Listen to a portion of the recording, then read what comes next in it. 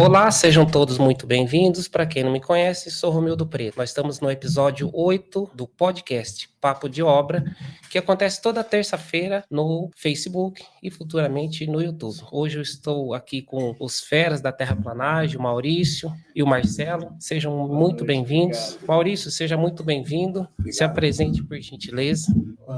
Romildo, meu nome é Antônio Maurício, né? Estou atuando aí na área de terraplanagem, já tem um tempo, né? Fazendo aí pequeno serviço, né? E estamos aí lutando aí, você entendeu? Estamos aqui também com o Marcelo. Marcelo, noite, por gentileza, se apresente. Então aí, igual o pai falou, lutando aí no dia a dia aí na rua aí, não pega muito serviço muito grande, que a gente é pequeno também, né? E é só nós dois que tá trabalhando aí. Ah, tá jóia. Estamos na luta aí. Beleza. Vamos voltar só para quem está nos assistindo e de repente não sabe do que nós estamos falando.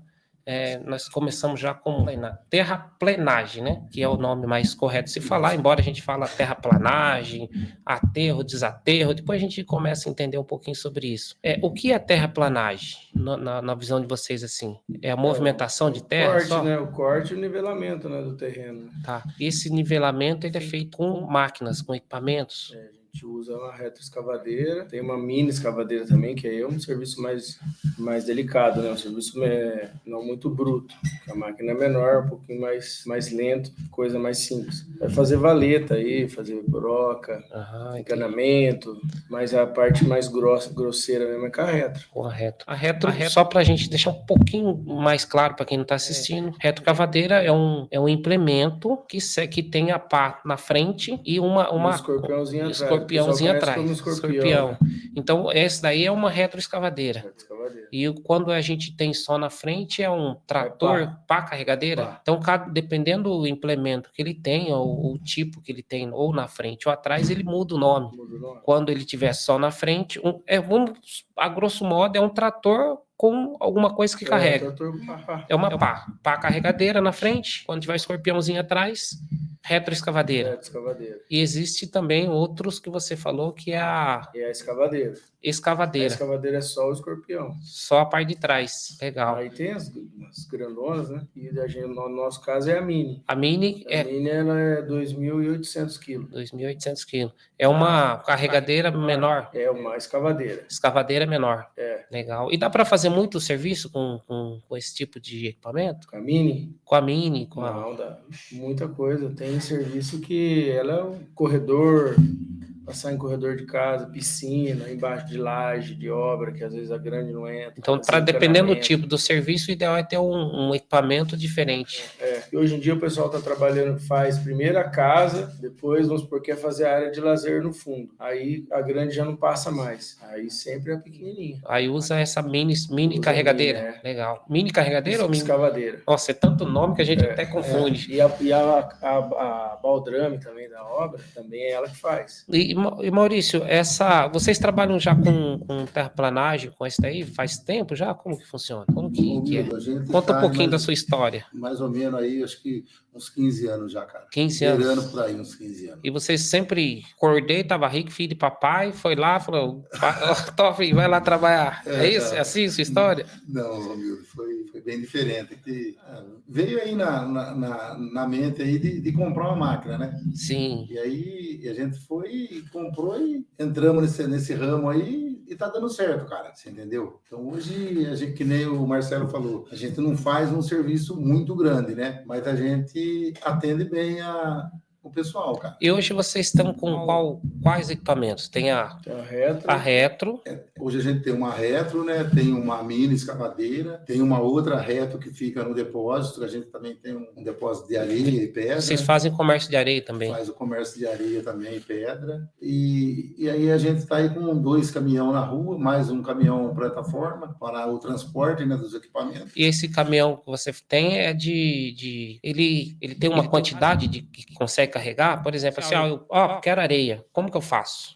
Então, aí a gente leva na viagem, né? Na viagem. Seria uma viagem. E a viagem de quantos metros, mais ou menos? Viagem com 5 metros, 5 entendeu? metros. mas atende menor volume também. também, você entendeu? Atende de menor volume também. E vocês trabalham aqui na região de Jaguariúna? A região de Jaguariúna, Olambra, né? Você entendeu? Santo Antônio de Posse, mas o forte é Jaguariúna. Legal. E você, Marcelo, vocês são pai e filho? Como que vocês são? São sócios? São irmãos? Pai e filho mesmo. Pai e filho? Legal.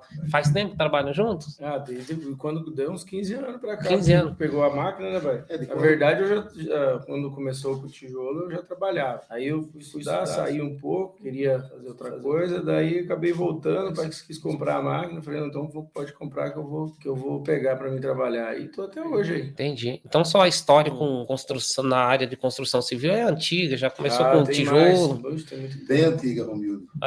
Porque eu atuava muito com tijolo, né? Na época, tijolo, bloco cerâmico, né? Canaleta, e depois veio areia e pedra, e na sequência a gente entrou com a terraplanagem. E hoje não trabalham mais com tijolo? Não, hoje a gente parou, cara, porque não dá conta mais, né, de atender, né? Então a gente focou mais na terraplanagem mesmo. E comércio de areia, e pedra. E qual a dificuldade que vocês veem trabalhar com terraplanagem? Se é que existe, né? Não sei. Para quem trabalha com terraplanagem, também já focando nisso, precisa ter um curso específico? Como que...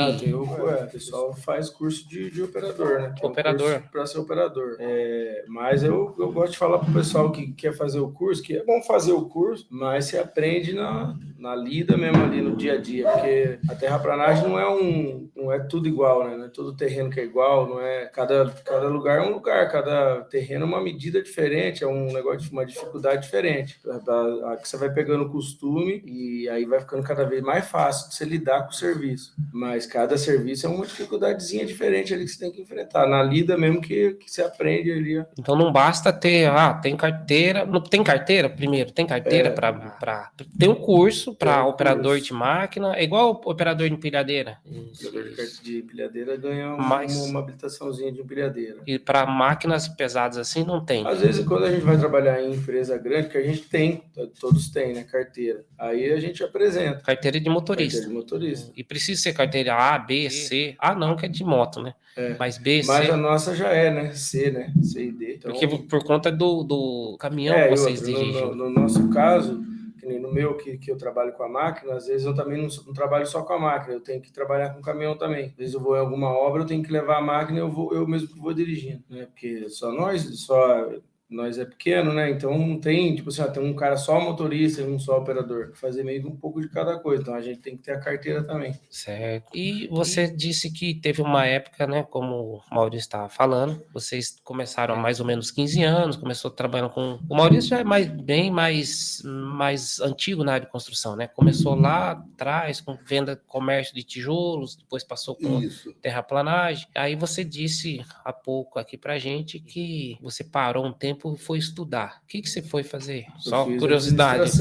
Administração. E essa administração ajudou no seu trabalho ou não tem nada a ver? O que você acha? Não, em si, no trabalho da terraplanagem, não, né? Que é outro, não tem nada a ver. Mas a cabeça da gente muda, né? Na hora de organizar algumas coisas, né? Na empresa, no comércio aí com o pessoal, no jeito de tratar, às vezes, né? Você muda, né? Você aprende a organizar um pouco melhor aí, administrar um pouco melhor. Não consigo dar 100% de atenção porque a gente fica o dia inteiro na rua, né? Tá na máquina, tá trabalhando, mas o tempinho que tá em casa sempre tá cuidando de alguma coisa aí. Então, o seu estudo de administração foi válido, por conta da ajuda na administração, né? Porque uma empresa pequena não dá para ter pessoal só de RH, pessoal de administração, pessoal cuidando de tudo isso, né? Então vão trabalhando e ao mesmo... Né? Tipo, a gente tem o pessoal da contabilidade lá, o escritório lá que a gente contratou, né? Quando abriu a empresa, e dá uma ajuda lá pra gente lá, faz umas notas, cuida da papelada. A parte burocrática. E aí a gente fica mais no bruto ali mesmo, ali no dia a dia, organizando umas coisinhas e trabalhando.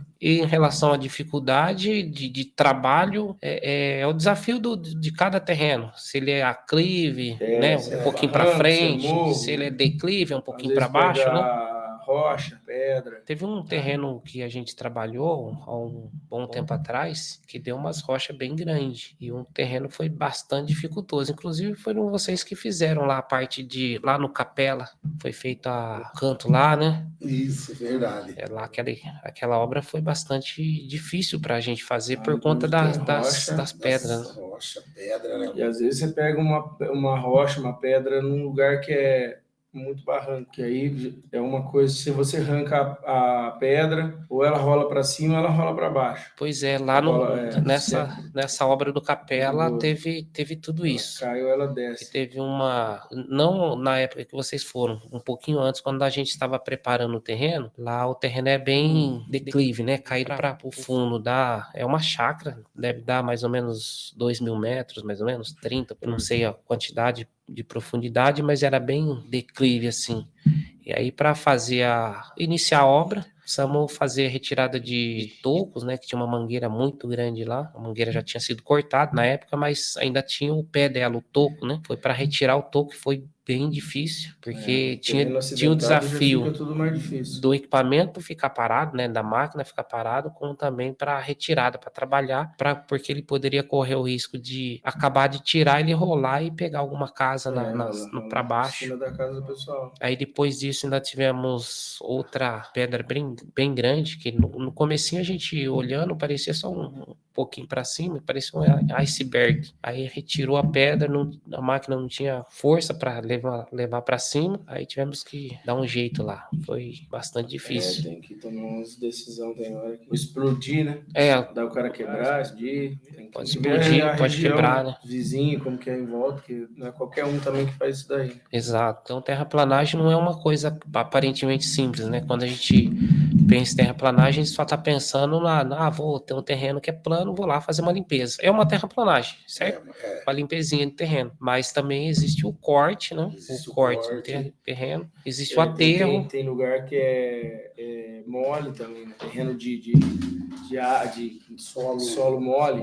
Você tem que passar aqui um caminhão aqui num terreno, ele começa a afundar. Você anda a pé em cima, ele é beleza. Você começa a colocar equipamento, ele vira mole. Aí começa a atolar, começa a afundar. Nesse caso aí, é por conta por ele ser tipo alagado ou por ele ser arenoso? Às vezes é água, às vezes é areia, às vezes pode ser formigueiro, ou às vezes você está cortando um barranco muito alto, a umidade lá embaixo é muito grande. Aí você começa a movimentar toda hora sempre no mesmo lugar, o solo vai ficando uma borracha, a gente fala borrachudo. Só de você trabalhar ali, às vezes o barranco é muito alto, a umidade é muito grande lá embaixo, no nível que você está trabalhando, né? Aí você começa a movimentar sempre ali, ela vira uma borracha.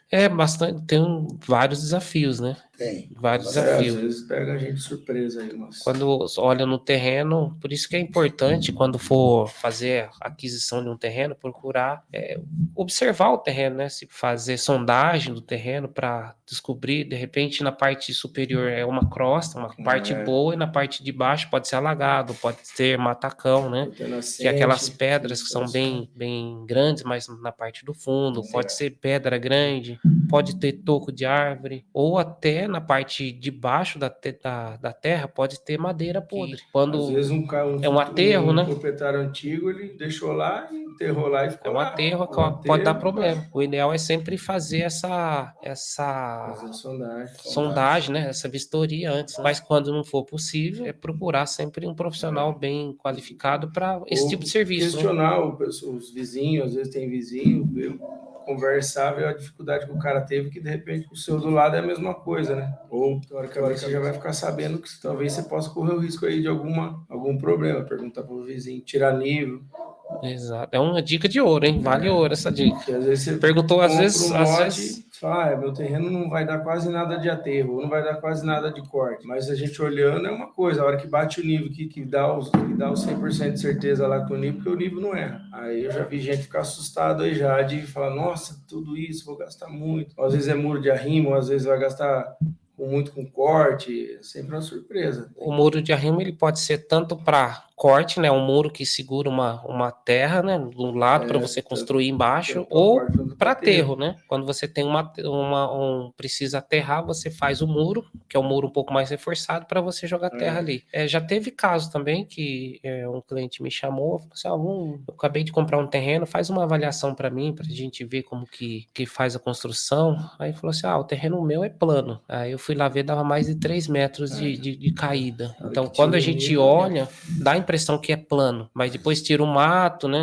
Faz depois que limpa tudo o terreno. Que dá uma visão mesmo. E essa questão de movimentação de terra precisa de alguma autorização específica? Por exemplo, eu comprei um terreno, para quem conhece, de Jaguariúna, sabe que aqui no Floresta, Bom Jardim, Santo Antônio Jardim, são todos bairros, né, que tem bastante aclive, né, ou declive, né?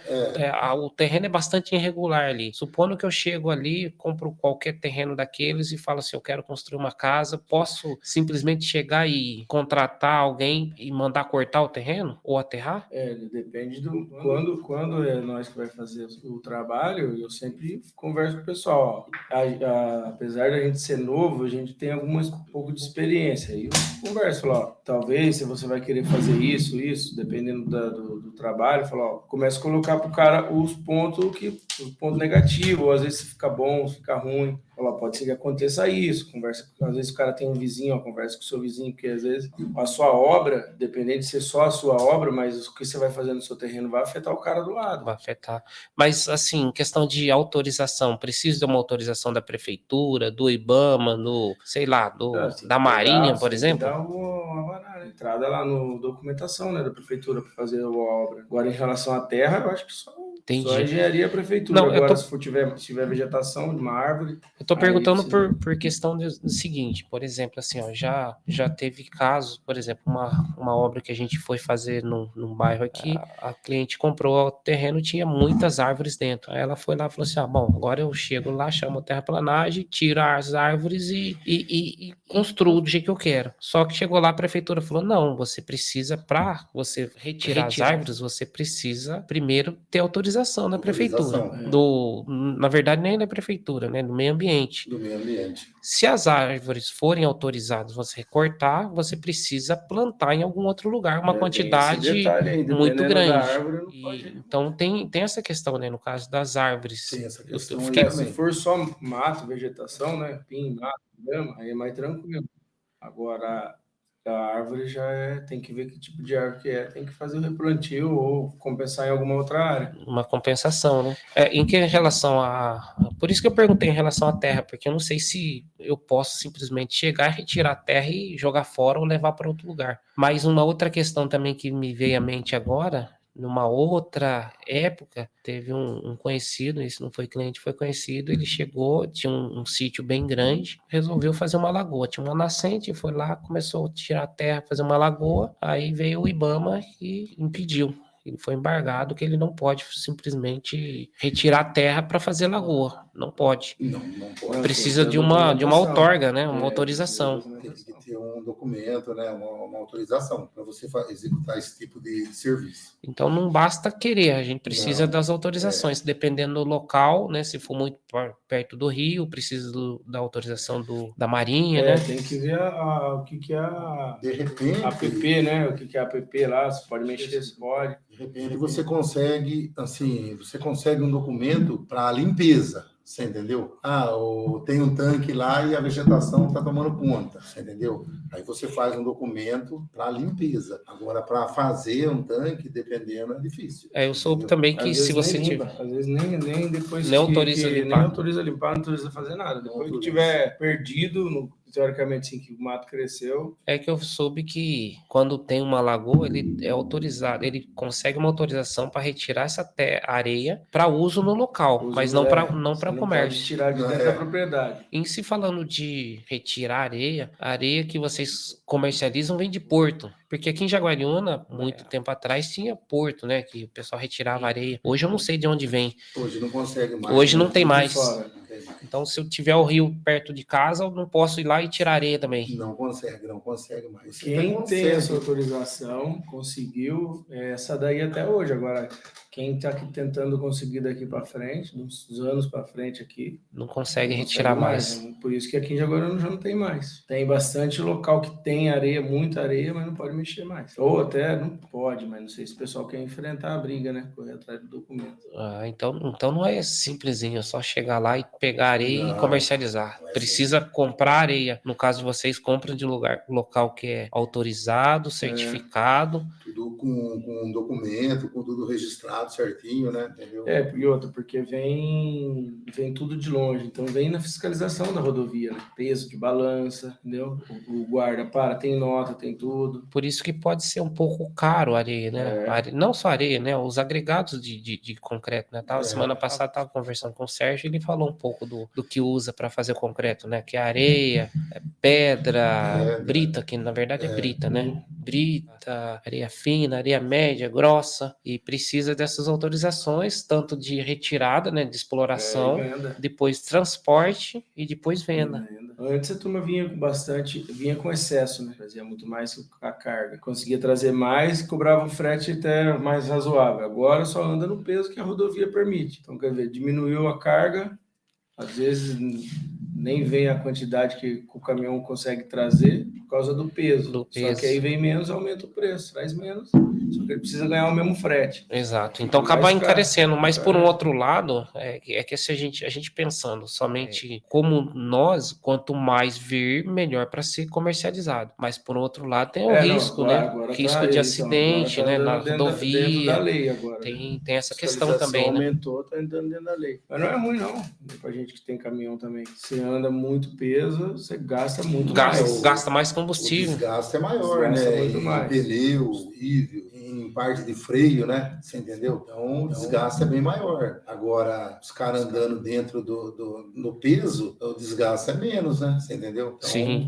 Eu acho que ficou melhor para os caras trabalharem, entendeu? Fica mais seguro também nas rodovias, seguro, né? Porque os e agora ele ganha a mesma coisa que ele ganhava andando errado, desgastando muito menos. E agora, falando de terraplanagem, vocês me falaram anteriormente que existem vários tipos de implementos, vários tipos de equipamento, e cada vez estão mais tecnológicos, né? Que ele já tem alguns que já tem balanço, tem ar-condicionado, tem capino, né? Cada vez melhor para quem trabalha, isso é bom.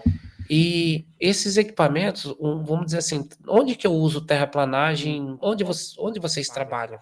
Qual tipo de serviço que vocês fazem? Vamos dizer assim, comprei um terreno, o que eu preciso fazer? Uso terraplanagem, para quê?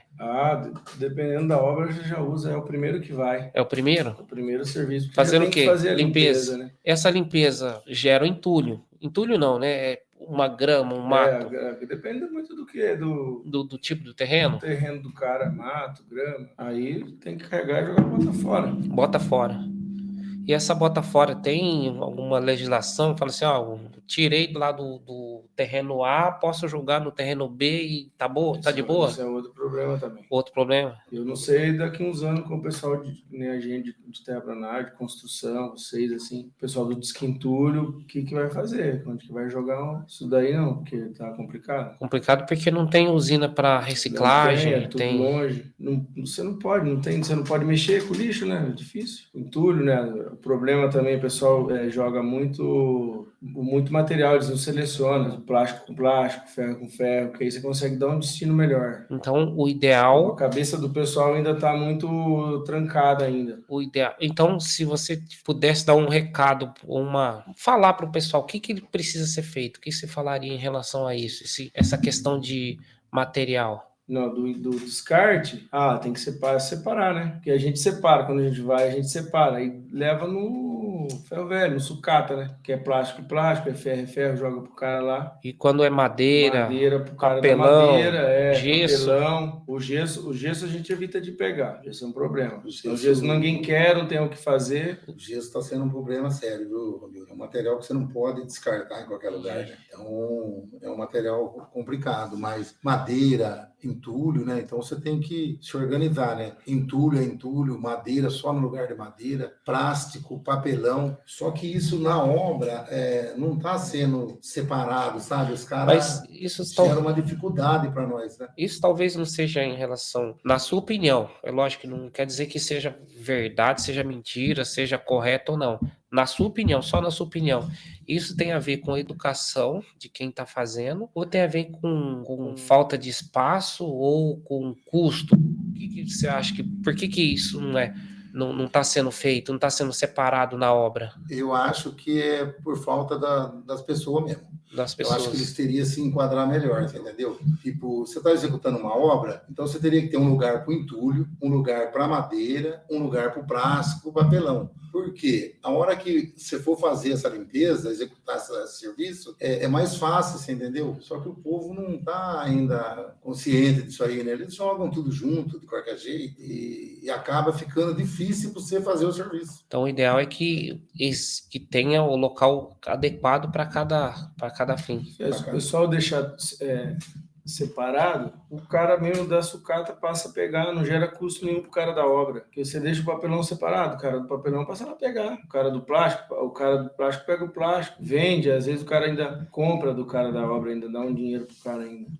Os caras misturam tudo, aí os negros não pegam. Até pra você aí não botar fora, fica um botar fora melhor. Pois é. Um descarte melhor, não fica... Porque depois que você misturou tudo no mesmo monte, você separar depois Vamos chamar o pessoal que carrega entulho para explicar melhor isso aí pra gente, que é um assunto interessante, né? Que de repente poderia solicitar uma campanha de conscientização, não sei.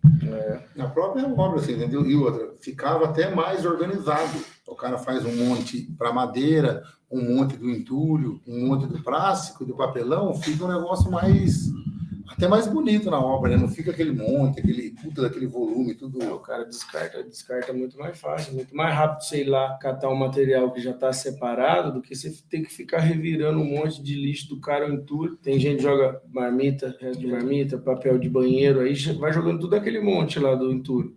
Aí ninguém vai lá pegar. Não pega, né? Por quê? Porque tá tudo bagunçado. Agora, separa tudo certinho, fica fácil. Às vezes eu entendo que às vezes é difícil, tem lote, obra que já tem casa dos dois lados, não tem um lugar para você ficar colocando várias caçambas, tudo. Mas é dificuldade, é assim que vai ser. Daqui para frente, cada vez vai ficar mais apertado. E em relação, bom, falando de uma terraplanagem numa obra. Primeira coisa é fazer a limpeza. Foi lá, limpou o terreno, tira o galho, fez corte, se for o caso, né? Corte é retirada, deixar ele plano, faz aterro, né? Quando dependendo do tipo do aterro, vai usar um tipo de máquina diferente, vai precisar trazer terra ou outro material de outro lugar, e depois disso, fazer o baldrame, abertura do baldrame. De repente você faz uma limpeza de terreno, eles falam corte e compensação, né? Você compensa o lugar mais acidentado e o restante do material você leva para um bota fora, um depósito, né? Se for material bom, que nem a terra,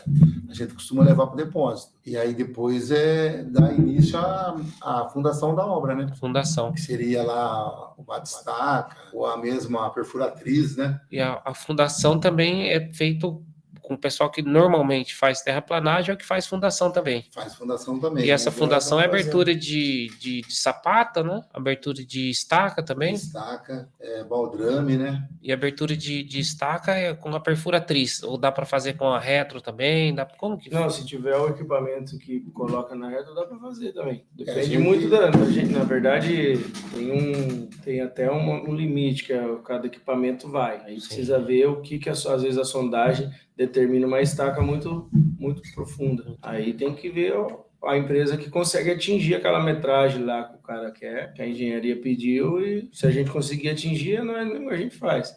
Então, no geral, só para que a gente...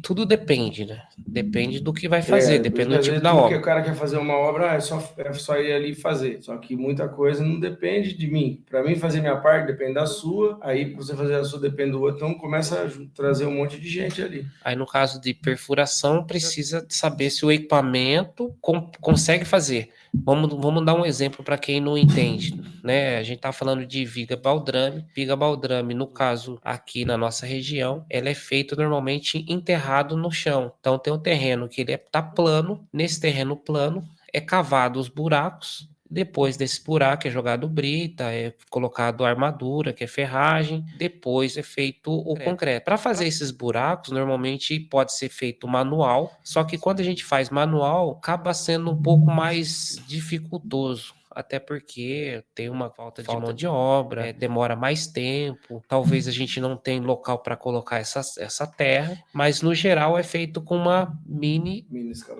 escavadeira. Essa mini escavadeira ela serve para fazer abertura de baldrames, né? Que é o que a gente vai fazer a fundação, que é a base da casa. Depois disso tem as sapatas, né? Que são os blocos para sustentação da casa, que também é feito com a mini escavadeira.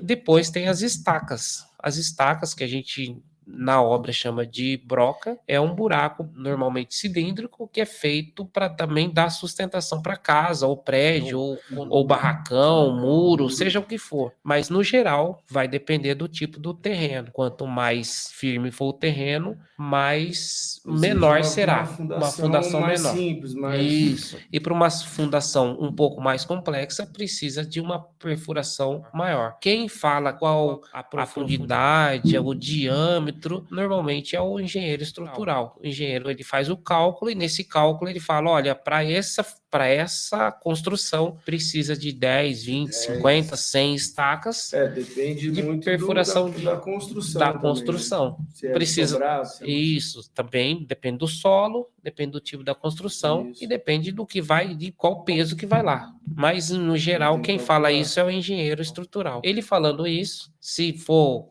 perfuração até 3 metros, é feito normalmente 3 metros, um diâmetro de 20, 30 e com a retrocavadeira. Com a mini a gente escavadeira. consegue Com a fazer mini. já. Até 4 metros a gente faz. E já até 4 já é mais complicado, porque eu preciso utilizar o caminhão. Mas 3 metros a gente faz em qualquer lugar. Tendo acesso para passar a máquina, aí descarrega a máquina e faz. Aí depois disso, normalmente faz o aterro, né? Ali, compactação. Tem o problema se o solo for muito mole, é um tipo de estaca que faz também, né? Tem muito, se é pedra, se é muito exatamente. mole, se é com água.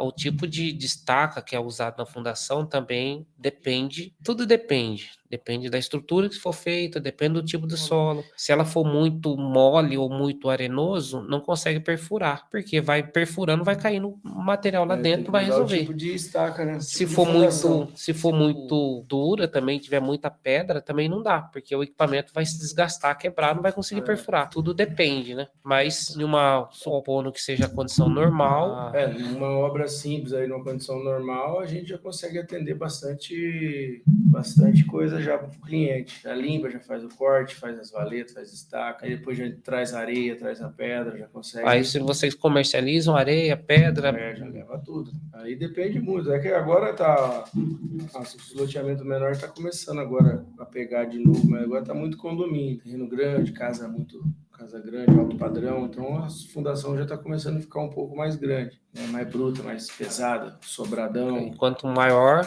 aí a gente já, que nem a estaca, eu já não consigo fazer, porque o pessoal quer 9, 15, 16 metros. Aí já não dá para o aí tem que ser uma empresa especializada em fundação. Em fundação, em perfuração, no caso. Se for o caso, né? Porque fundação, existem diversas maneiras de ser feito, né? Ela pode ser tipo radier, que é a fundação rasa, pode ser com estacas, né? Pode ser diverso. Várias formas. E se for com perfuração, até 4 metros, dependendo da localização, você consegue fazer. Resolver tudo. Consegue atender. Tem também, Romildo, a questão do bate-estaca, né? Que aí quando o solo é muito ruim, você tem que bater, né? Você não pode furar. Que aí eles falam de bate-estaca, né? Aí você vai batendo até você chegar no chão firme, no solo firme. O cara que vai dizer, né? O cálculo estrutural que vai dizer qual tipo de fundação vai utilizar, né? Você tem razão. Quando o mais fácil, o mais usado é a perfuração. Faz a perfuração, joga o concreto e beleza. Mas quando não é possível, também, dependendo do tipo do solo, é feito essa batistaca. Porém, essa batistaca tem alguns problemas, né? Que ele tem muito problema de vibração. Porque quando você vai compactar o solo, ele vai vibrar e se tiver casas muito ruins por perto, vai comprometer. Por isso que não é muito usado, né? Mas é uma tecnologia que é possível fazer. Tem terreno que não tem escolha, tem que ser o batistaca, porque o solo é muito, muito ruim. Às vezes a gente vê bastante coisa aí nas obras aí, que você faz uma casa de um jeito aqui, o cara vai fazer do lado, o vizinho, muda completamente a profundidade da estaca, o jeito de fazer, tudo. Às vezes nós mesmo que faz lá não encontra dificuldade nenhuma, mesmo solo, mesma coisa, mas a obra muda toda, totalmente, dependendo muito do engenheiro, do arquiteto, às vezes o projeto, às vezes é uma casa até mais simples, uma estrutura muito mais reforçada do que o cara fez do lado. Às vezes é outro engenheiro, às vezes o cara tá fazendo 100 também, né? Tem uns que faz 100, mas... E acontece muito do pessoal muda. fazer sem engenheiro, falou assim, ó, sem engenheiro, sem arquiteto, sem projeto. Às vezes o pessoal faz sem autorização, tipo, não sem autorização. O cara até vai no engenheiro tudo, mas já começa a fazer a obra antes de começar Antes de sair a autorização. Porque às vezes Quando o cara antes quer fazer. Antes de sair do projeto, ele já começa, fazer, já inicia. Às vezes tem gente, tem pedreiro, pessoal parado, precisa soltar serviço e já começa já. É um risco, né? Mas cada um tem que saber o que é melhor. Tá bem menos agora, porque antigamente tinha mais isso daí.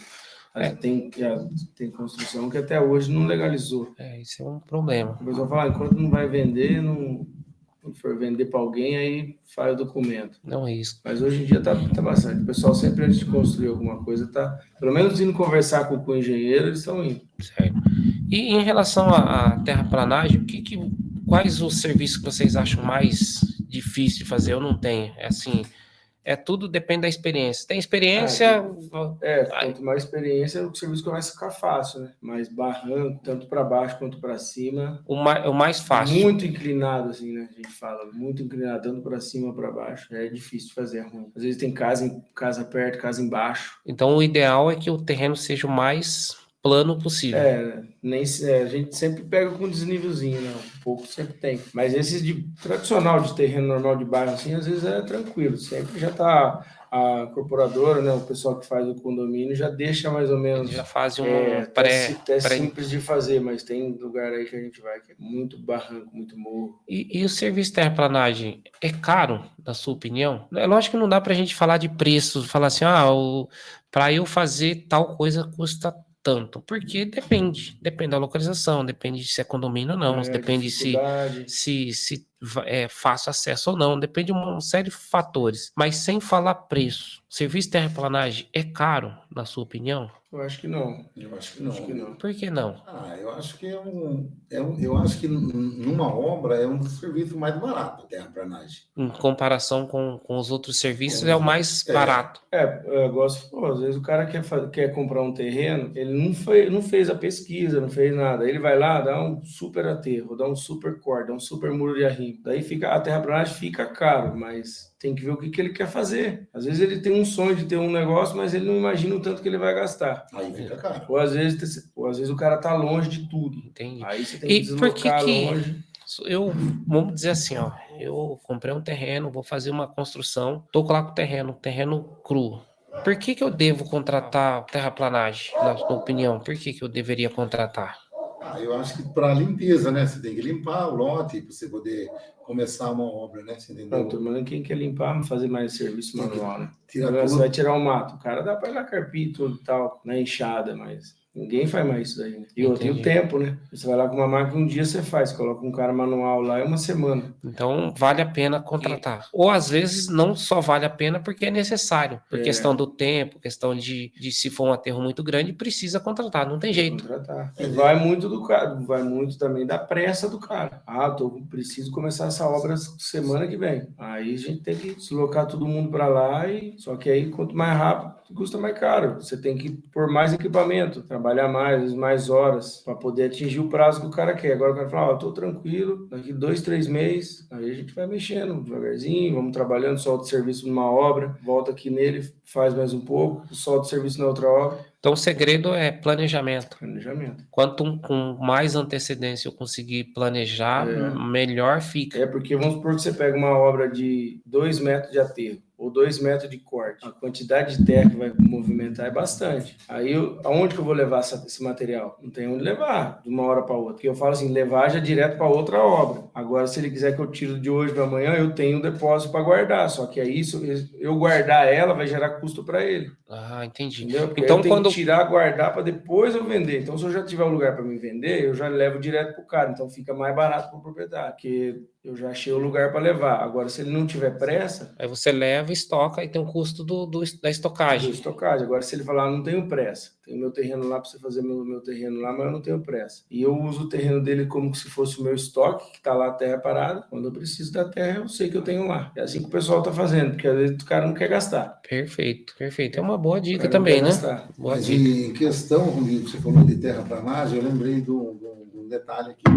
O terreno, se ele for corte, ele fica barato. Se for um terreno que dá aterro, a terraplanagem fica cara. Né? O corte é mais barato do que o aterro. O corte é mais barato, você entendeu? Nós estamos considerando um terreno... Porque o corte, né? igual eu falei para você, o corte, se ele quiser que eu corte o terreno dele de hoje para amanhã, eu não vou ter lugar para desovar essa terra toda, guardar no depósito. Ele vai ter que pagar para mim levar todinho para o depósito, porque depois eu tenho que movimentar ela de novo para depois eu ganhar. Agora o aterro ele tem que comprar. Aí não tem como ele... E que nem você falou, questão de terreno, né? Se for um terreno muito acidentado, o cara gasta uma fortuna. E o terreno de corte, não. Cortou o terreno, ele já está pronto, né? Pra obra. Ele vai gastar o arrimo para segurar o barranco, só dependendo muito do caso, né? Às vezes você corta o terreno, o seu vizinho vai cortar também, você já não tem mais o arrimo. Então, mas independente, o ideal é sempre fazer uma pesquisa antes, né? Chamar alguém que trabalhe com isso, para que fazer uma pesquisa, fazer uma avaliação, né? Programar, ó, vou começar minha obra daqui de 6 meses, aí já começa a ver o pessoal da terraplanagem, que nem hoje você vai contratar a gente mesmo só daqui uma semana, uma semana e meia, isso tudo correr bem, se não chover, não atrasar nada. Então, o cara se programando, a gente consegue atender certinho, fazer às vezes consegue, pelo tempo, pelo prazo, o cara você consegue tem um preço melhor, porque tudo em cima da hora, tudo mais rápido é mais caro. E tem a questão, como você bem lembrou, né? Em épocas de chuva é muito difícil trabalhar, nem é possível, né? Nem sempre, né? Não consegue. Por conta do... Não consegue entrar com equipamento. Serviço que dá para fazer em época de chuva, tem que ser um pouco teimoso mesmo, pois trabalhar. E aí cai no condomínio, esquece. Na rua mesmo, dependendo do que você vai fazer, chega com terra. E dentro do condomínio é mais difícil trabalhar do que no bairro aberto? É mais difícil. Por quê? Está sendo difícil. Primeiro pelo acesso. Acesso você fala na entrada. Entrada e saída e dentro mesmo, o trânsito dentro ali. E horário. Horário difícil. O horário tá muito complicado o condomínio. Hoje, para você entrar num condomínio para trabalhar, dependendo, vai entrar 9 horas. Aí você vê 9 horas, uma empresa que tem 3 equipamentos dentro de um condomínio, ela perde 3 horas de cada equipamento parado. Vamos pôr às 8, 2 horas de cada equipamento, 2 horas de cada funcionário. Quer dizer, então isso aí, no final da obra... Uma hora cedo, uma hora do almoço. Aí, sem contar a hora de almoço. Sexta-feira, 4 horas, tem que parar. Quer dizer, então você perdeu 3 horas de manhã de cada equipamento. Você tem 3 equipamentos no condomínio. Você perdeu 3 horas de cada equipamento, 3 horas de cada funcionário. Na sexta, você perdeu 6 horas. São 3 de manhã, 3 à tarde e mais as 3 horas do funcionário. Então, isso aí acaba ficando difícil para nós de terraplanagem. E esse custo é repassado para o cliente? Como que funciona? Você não consegue repassar do jeito que você pegar o serviço pelo preço que pegar. Então é um desafio bastante grande. Mas no fundo acaba sendo diluído em outros serviços, né? Supondo que se você cobre R$200 por hora, é cobrado por hora os trabalhos ou não? Por empreita? Como funciona? Geralmente cobra por hora, ou geralmente é empreita, você entendeu? Aí tem que ser preço fechado. Mas se você, vamos dizer assim, indiretamente acaba sendo repassado, né? Porque se você precisa, você sabe que... Quando é na hora, você repassa, porque você, vamos supor, estou trabalhando lá na hora.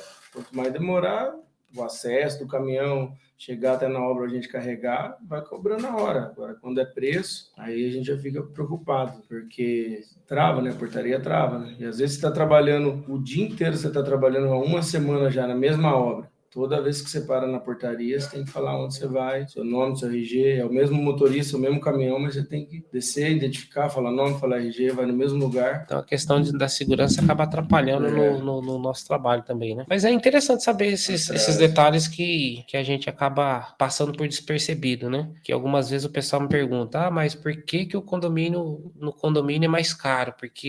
Só porque a casa é maior ou porque alguém teoricamente tem mais dinheiro, você cobra mais caro? Não, não é, porque a gente tem dificuldade de acesso, de entrada, dificuldade na hora de trabalhar, que você precisa respeitar algumas normas, algumas pessoas não podem trabalhar lá. Para vocês, né? Quando trabalho com caminhão, o caminhão chegou ali, tem horário para entrar, tem horário para sair, chegou lá, sujou vamos dizer assim, não que no bairro aberto você vai deixar todo sujo, mas vamos dizer assim, caiu um pouquinho de terra no caminhão, você tem que pagar meu caminhão pipa para fazer limpeza, né? Tem uma série de fatores que encarece por conta da nossa dificuldade de execução, né? Por causa de uma empresa que entrou e fez errado, a gente sempre trabalhou, nunca deu problema, mas por entre uma outra empresa lá começa a fazer errado, bloqueia todo mundo, aí todo mundo tem que... Porque no começo não era assim.